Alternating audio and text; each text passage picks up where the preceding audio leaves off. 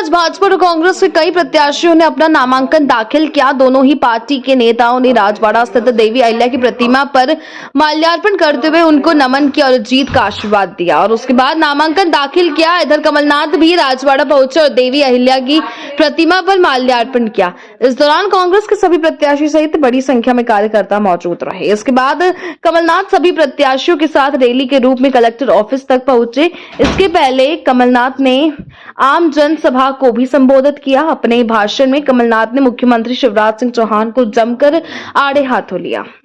कमलनाथ ने कहा कि मुख्यमंत्री शिवराज सिंह चौहान ने 18 वर्षों तक प्रदेश की जनता को लूटा है, साथ ही कलेक्टर समिट के नाम पर लोगों को धोखा दिया है। कमलनाथ ने कहा कि आज तक मध्य प्रदेश में कई इन्वेस्टर समिट आयोजित की गई है जिसमें सरकार के द्वारा करोड़ों रुपए खर्च किए गए, लेकिन इन्वेस्ट के नाम पर मध्य प्रदेश में कुछ नहीं हुआ है। वहीं कमलनाथ ने भ्रष्टाचार के मुद्दे पर भी प्रदेश की शिवराज सरकार को घेरा। कमलनाथ ने कहा कि मैंने अपने राजनीति के 40 वर्षों में कई चुनाव देखे हैं, लेकिन इस बार का चुनाव कुछ खास है। ये एक पार्टी या प्रत्याशी का चुनाव नहीं है, बल्कि ये मध्य प्रदेश के भविष्य का चुनाव है। कमलनाथ ने कहा कि इस बार प्रदेश की जनता भाजपा को सबक सिखाएगी और कांग्रेस की पूर्ण बहुमत की सरकार बनाएगी। इसके बाद कमलनाथ ने सभी प्रत्याशियों और कार्यकर्ताओं से चर्चा भी की और चुनावी मैदान में लगातार मेहनत करने की नसीहत भी दी है।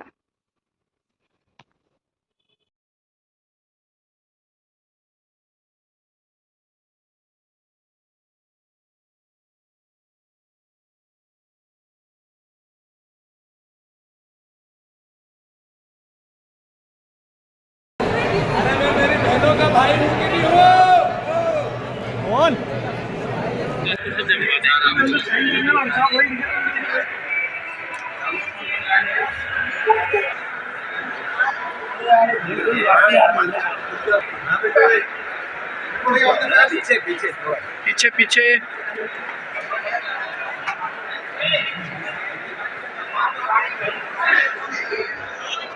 मैंने इसलिए फॉर्म भरा है पत्नी का भी, क्योंकि आप देख रहे हैं मैं चुनाव आयोग को लगातार शिकायतें कर रहा हूँ, सब कुछ कर रहा हूँ, उसके बावजूद कार्रवाई नहीं हो रही। कल विधानसभा 1 के अंदर कुकर बट रहे थे, पैकेट बट रहे थे, उसकी शिकायत करी तो शाम को 6 बजे तक उस पर कोई कार्रवाई नहीं। शाम को 6 बजे साड़ियाँ बट रही थी, उसकी शिकायत की, उसको वीडियो भेजा, सब कुछ भेजा, परंतु उस पर कोई कार्रवाई नहीं हुई। तो मुझे लगता है कि षड्यंत्र मिलकर कहीं मेरा फॉर्म निरस्त नहीं कराते, इसलिए मैंने मेरी पत्नी का फॉर्म भी साथ में भरवाया। ठीक, नीचे कर लो, नीचे कर लो, आईडी नीचे दबा लो, थोड़ी सबकी चलो भी आ जाओ।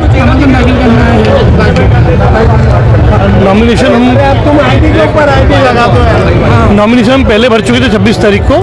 आज एक बार और फॉर्मेशन भर के आ रहे हैं हम लोग और कमलनाथ जी के साथ हम सब ने सोचा था कि कमलनाथ जी हम सबका नॉमिनेशन भरवाए। कमलनाथ जी के माध्यम से हम सब रैली के रूप में यहाँ पर आए, उनकी शुभ हाथों से, उनके शुभ कदम हमारे नॉमिनेशन की रैली में पड़े, ये हमारी भावना थी। धन्यवाद, थैंक यू।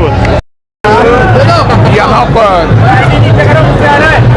अपने जीतू पटवारी जी के बुलाने पर आया और इस प्रकार का इंदौर के अंदर बस आज हमने 4 किलोमीटर पैदल वहाँ से घर से चले और महिलाएं और बच्चे और सब लोग दुकानदार, जिस प्रकार से लोगों का इशारा था, लोगों की ऐसा लग रहा है कि लोग बदलाव चाहते हैं, लोग परिवर्तन चाहते हैं और इससे अंदाजा लगाया जा सकता है कि आने वाली जो सरकार है वो नीचे बाकी है और जीतू पटवारी बहुत भारी बहुमत से ये चुनाव जीतने वाले हैं। जिस प्रकार का माहौल आज इंदौर के अंदर है, बार-बार कमलनाथ आरोप लगते हैं, बीजेपी बार-बार आरोप लगाती है। देखो जब भी कोई चुनाव आता है तब बीजेपी को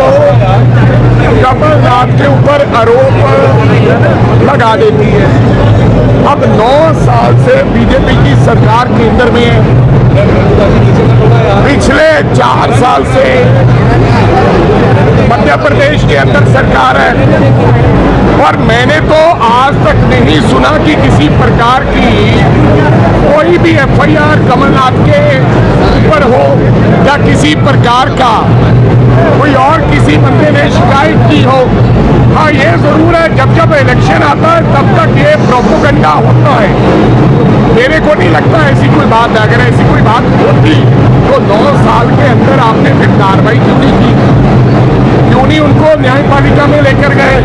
तो मेरे ऐसा लगता है कि ये कूड़ प्रचार है, ये कमलनाथ का और कांग्रेस पार्टी का डर सता रहा है कि कांग्रेस पार्टी भारी बहुमत के साथ मध्य प्रदेश में आ रही है और कोई बात नहीं। बीजेपी में बड़े साल के कुशासन का, 20 साल के तानाशाही का अंत होने वाला है।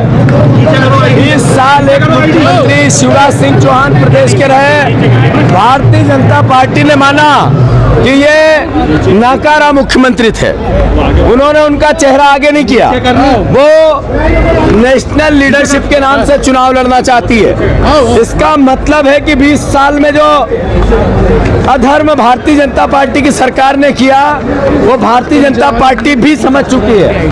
जैसा मैंने पिछली बार भी इसी जगह खड़े होकर कहा था कि भारतीय जनता पार्टी जाएगी और कांग्रेस आएगी। अब मैं फिर से दोहरा रहा हूं, 155 सीट से ज्यादा कांग्रेस पार्टी की आएगी।